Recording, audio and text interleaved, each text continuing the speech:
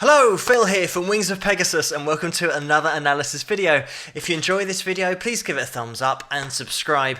On the agenda tonight, we're going to be looking at Jackson Browne, and I have a video on Jackson already where I talk about his songwriting ability and his voice and his ability to write lyrics that connect with an audience as well, so you can check out that if you want to. In this, we're going to be looking at Jackson with the full band going through The Pretender, and we're going to be pointing out a few things just in terms of how well put together it is and how it's kept so interesting for 6 minutes and 26. But let's get these guys up on screen and see how they get on. The song was The Pretender.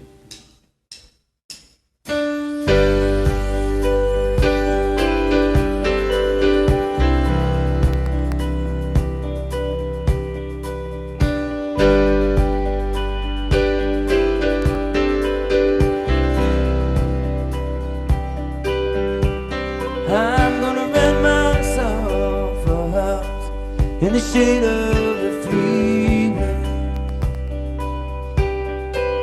when I pack my lunch in the morning and go to work each day. When the evening rolls around, I'm going home and lay my body down. When the morning light comes streaming in, I get up and play it again. Say it again, amen. I wanna know what became of the changes we waited for love to bring. Were they only the fitful dreams of some greater awakening? I've been aware of the time going by. They say in the end of an eye, when the morning light comes streaming in, you get up and play it again. Yeah, again. Between the longing for love and the struggle for the legal tender,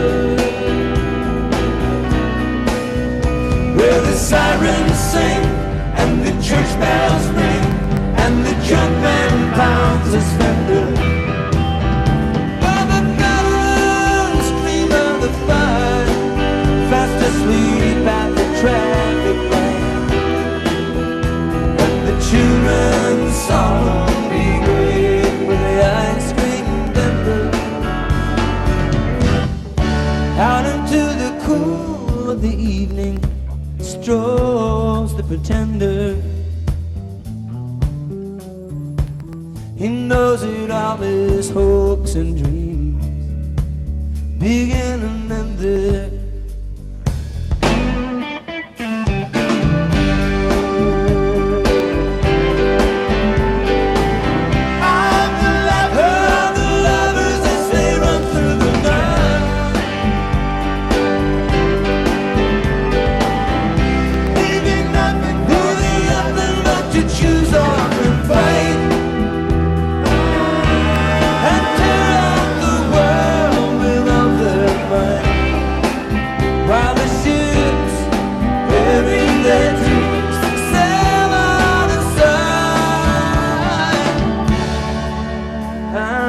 Find myself a girl who can show me when laughter means, and we'll fill in the missing colors in each other's paint by number dreams.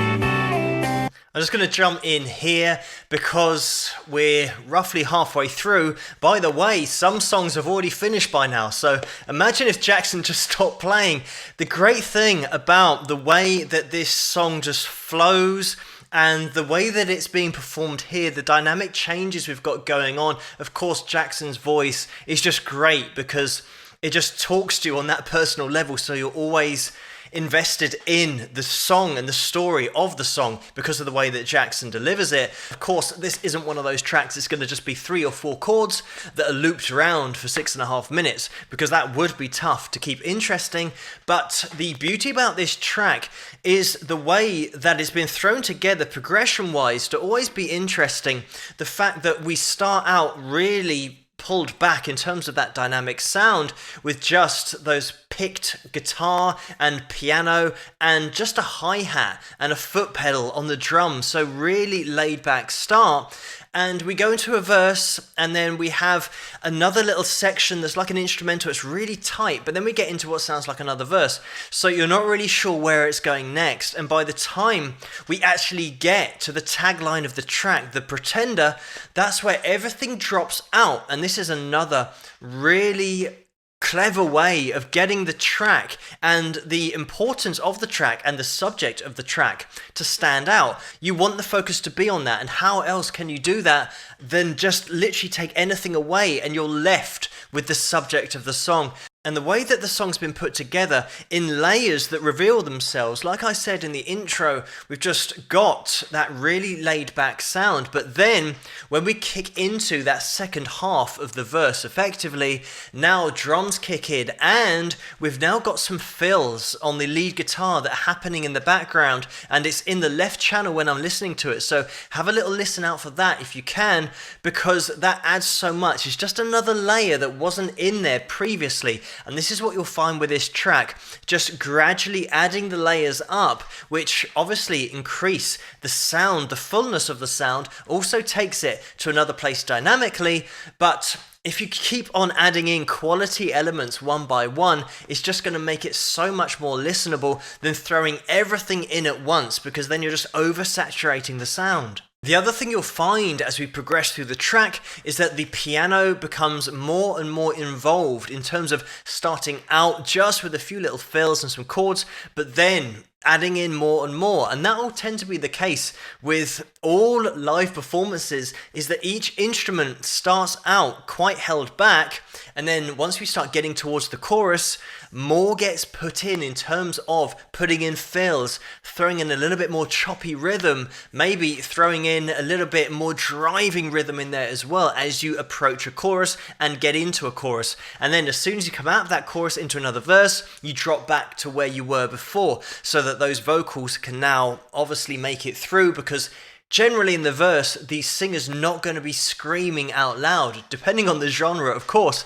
But when we're talking about country music and even rock and roll and pop music, so many genres that have that focus on the vocalist having a real dynamic range with their voice, it means that the instruments need to come down to a particular level in the verses. And when we get to 1 minute 47, where we've got this effective move into the chorus, you can hear that the drums are now coming in. We've got some toms in there as well, so we're getting more of a drive into the chorus, and then straight after that is where everything drops out, just to give you that chorus line of The Pretender. And there's a really cool bass line actually that follows through that period where Jackson's talking about The Pretender. But when we then come out of that, back into the full band sound, it sounds like we're going to get into a lead guitar solo. And again, this is the beauty about it, because the guitar starts up and instantly we're back into a vocal. So it's leading you down that path, but then directing you somewhere else. It's one of these things that is so cleverly done and intentionally done to make your mind think that you know where you're going, that you're going to have 8 bars or 16 bars of a guitar solo, whereas that's not the case. We're getting straight back into vocals. Another thing to mention about this are the backing harmonies as well, because they're absolutely spot on, and the fact that the main backing vocal we've got is a female vocal, which means obviously it's going to be easier for her to get up to notes higher than Jackson's lead vocal, but also it gives that natural variation on that vocal sound, so it's going to make it more interesting because you've got those two totally different registers coming together, which really does thicken out the sound. And especially when any more harmony vocals are to come in, it means you're going to get such a great vocal sound with so many different voices working together, and they absolutely do here. But let's get into the second half of the track. And we'll put our dark glasses on, and we'll make love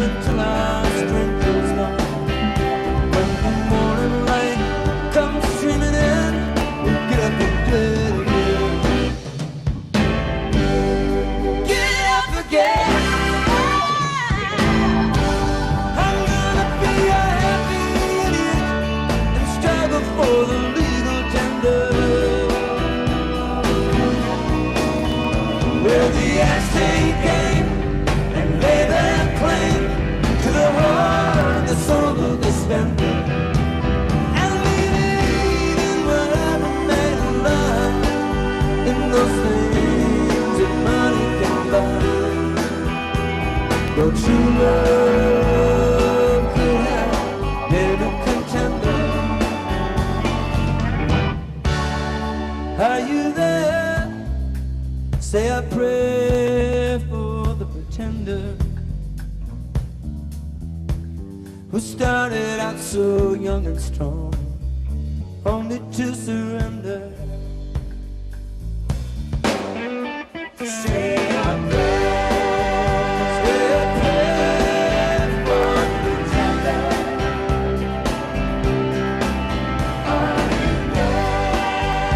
Are you there for the pretender? Say I pray, say I pray for the pretender. Are you there for the pretender?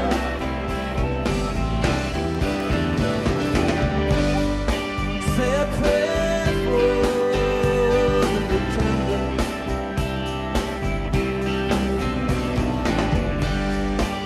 Are you there for the pretender?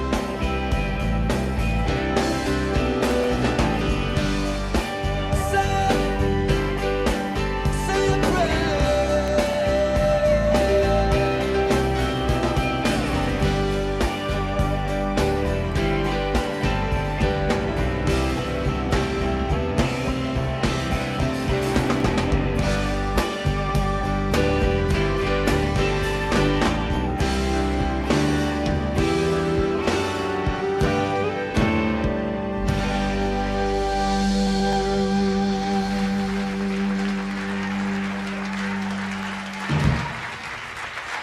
And there we have it. A point that I want to make about Jackson and his singing and the way that he composes, puts songs together, something that happens all the time that people that maybe don't sing or write songs themselves might not notice, is the way in which he uses his vocal range to absolutely have the most impact possible. The way that Jackson and a lot of great singers and songwriters write for their range, so that when they're singing in the verse, it means that their vocal is in a comfortable place. For the great singers, they can have a comfortable range all the way up and down their range. But having that comfortable verse vocal, which is leaving space to go higher into the chorus, because generally the higher a person sings, the more dramatic it's going to sound. And of course, if you're relating it to talking, when you talk to somebody, if you are impassioned and you're making a point, and even, for example, if you're arguing, you never argue low in your range. You always start to push into your upper range, especially if you've got a lot of emotion. If people are shouting, they're not shouting in their low range. They don't go, "Hey, why did you do that, man? It's really annoying." You know, they'll shout, they'll say, "Hey, what are you doing?" And it'll naturally go up. This is why when you start pushing your vocals up, you get more emotion out of it. It's just a natural human response. When somebody's talking to you or they're shouting at you in that higher vocal register, you know that something is up emotionally with them. Something has changed and they are putting that across to you, and the brain spends a little bit more time on those signals rather than just somebody just talking to you at a normal level, because it can tell that emotionally something has changed with that person. And by the way, this is the reason that a lot of artists in the studio write a song, and in the studio they get right up into their register for that connection in the chorus. And then they realize that when they come to play it live night after night after night, it is too high in their register because they were trying to really connect and really go for it. They've pushed their range right to its limit, sometimes past its limit in the studio, so then they can't reproduce it night after night after night. I think a lot of people watching this, especially if you go to a lot of gigs, has seen a particular performer who has a particular track that has one high note in it, especially in the chorus, and they struggle to get it. And it's something to look out for all the songs that you know. Generally, the massive hits, those choruses are way up there compared to where they're singing at the verse. Some bands made the mistake, especially in the 80s, glam rock bands and hard rock bands made the mistake of writing their verses right at the top of the singer's range, because then you've got nowhere to go. It means that the singer's now got to belt it out for 3 or 4 minutes, and dynamically you can't really work much into that. And as well, for their vocal cords live, it was probably a bad move unless they had perfect vocal technique. And this is what great songwriters do, Jackson included. They have that mindful eye on where the high note is, and therefore where the most emotion is and where the most expression is. And of course we're relating this to the voice, but the same rules apply for any instrument, because the voice is an instrument. So it means if you take your guitar, when you're playing a guitar solo, as soon as you hit a high note, your brain stores that, so the next time you go to it, it's not going to be as impressive.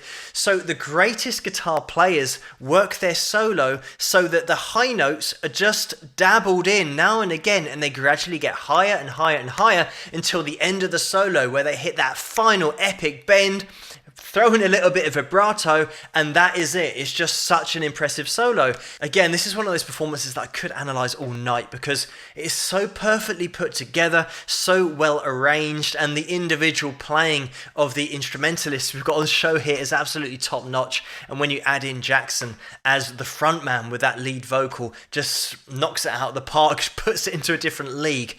But thank you so much for suggesting this video for me to take a look at, and keep those suggestions coming in the comments below. Let me know what you guys think, and if you like this video, please give it a thumbs up and subscribe, and I'll see you guys at the next one. Rock!